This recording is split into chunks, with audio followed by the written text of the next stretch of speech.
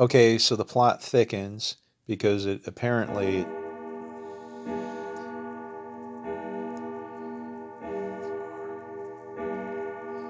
6, 7, 8, 9, 10, 11, 11. 11's a bad number in the Bible.